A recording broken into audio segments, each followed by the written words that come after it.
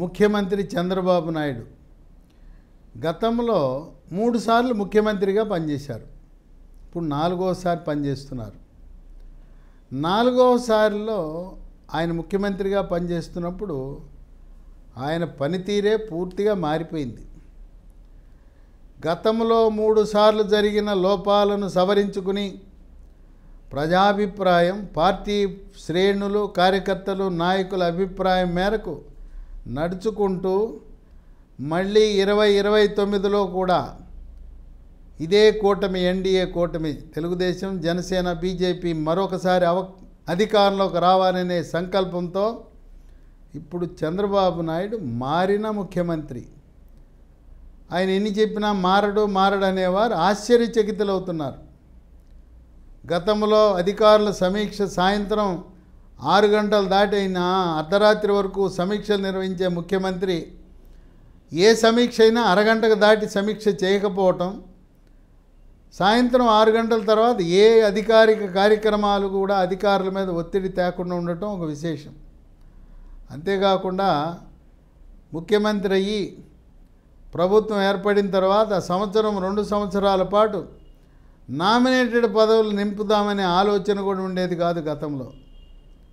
దానికి భిన్నంగా ఇప్పుడు చంద్రబాబు నాయుడు నామినేటెడ్ పదవులు నింపాలనే ప్రక్రియకు శ్రీకారం చుట్టారు. దీనికోసం ముఖ్యమంత్రి కార్యాలయంలో ఒక ఐఏఎస్ అధికారికి ప్రత్యేకంగా బాధ్యతలు కూడా ఇవ్వడం జరిగింది. దాదాపు రాష్ట్రంలో ప్రముఖంగా ఒక 100 కార్పొరేషన్లు, ముఖ్యమైన కార్పొరేషన్లు, ఒక 60 కుల సంఘాలకు సంబంధించి ఫెడరేషన్లు ఉన్నాయి. వీటన్నిటిలో కూడా మొదటి దశలో ఒక 25 కార్పొరేషన్లు కానీ ఫెడరేషన్లు కానీ మొదటి దశలో ఒక 25 నింపుదామనే ఆలోచనలో ఉన్నారు. గతంలో ఇలా 3 పార్టీల కూటమి ఎప్పుడూ ఏర్పడలేదు. 2014లో తెలుగుదేశం, బీజేపీ 2 కలిసి సంకీర్ణ ప్రభుత్వం ఏర్పడినా అప్పుడు నిష్పత్తి ప్రకారం ఏది కూడా జరగలేదు. ఇప్పుడు నామినేటెడ్ పదవుల్లో కూడా ఒక నిష్పత్తి పెట్టుకుని దాని ప్రకారం 3 పార్టీలకి నామినేటెడ్ పదవులు ఇవ్వాలనే ఆలోచనలో ఉన్నారు. 60% తెలుగుదేశానికి, 25% జనసేనకి, 15% బీజేపీకి అనే ఊహాగానాలు ఉన్నాయి. ఈ విధంగా ఎప్పుడు నామినేటెడ్ పదవులు ఇచ్చినా 3 పార్టీల వారికి పదవులు దక్కే అవకాశం ఉంది. ఇక టీటీడీ బోర్డు 2014లో అధికారంలోకి వచ్చిన తర్వాత టీటీడీ బోర్డు వేయడానికి చాలా కాలయాపన జరిగింది. ఇప్పుడు తక్షణమే టీటీడీ బోర్డుతో పాటు ప్రధాన దేవాలయాలైన విశాఖపట్నంలో ఆ ప్రముఖ దేవాలయము, అలాగే అన్నవరము,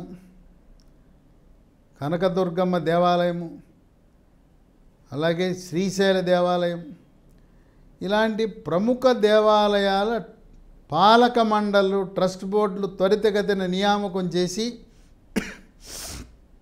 వెంటనే నామినేటెడ్ పదవులు శ్రీకారం చుడితే 5 ఏళ్ల కాల వ్యవధిలో 3కి 3 టీములకు అవకాశం వస్తుంది.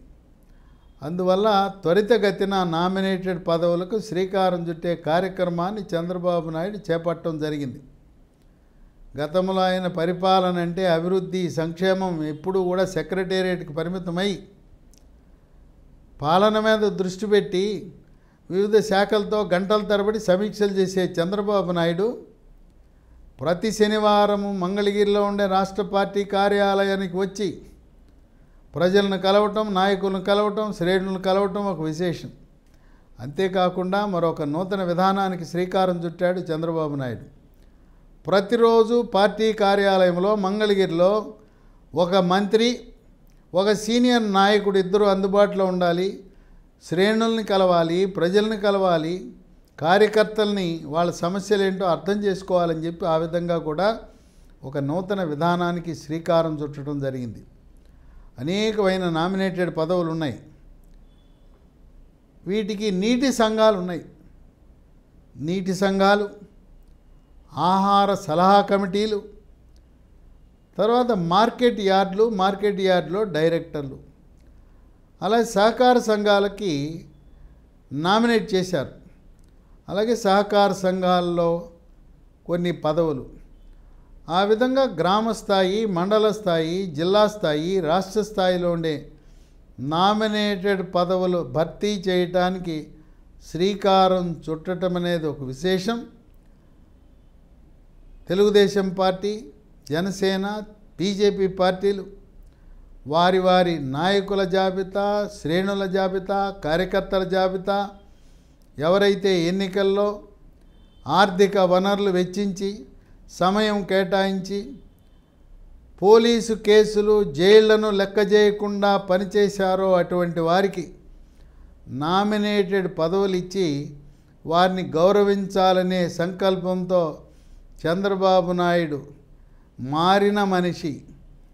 3 సార్లు పరిపాలన చేసిన చంద్రబాబు నాయుడు కాదు, మనం కొత్త విధానములో కొత్తగా కనపడే చంద్రబాబు నాయుడని అందరూ అధికారులు, ఉద్యోగులు, పార్టీ శ్రేణులు, చూసిన వారు కూడా ఆయన నూతన వ్యవహార శైలి పనితీరును చూసి విస్తుపోవటం, ఆశ్చర్యపోవటం అనేది వాళ్ళ వంతు అయింది.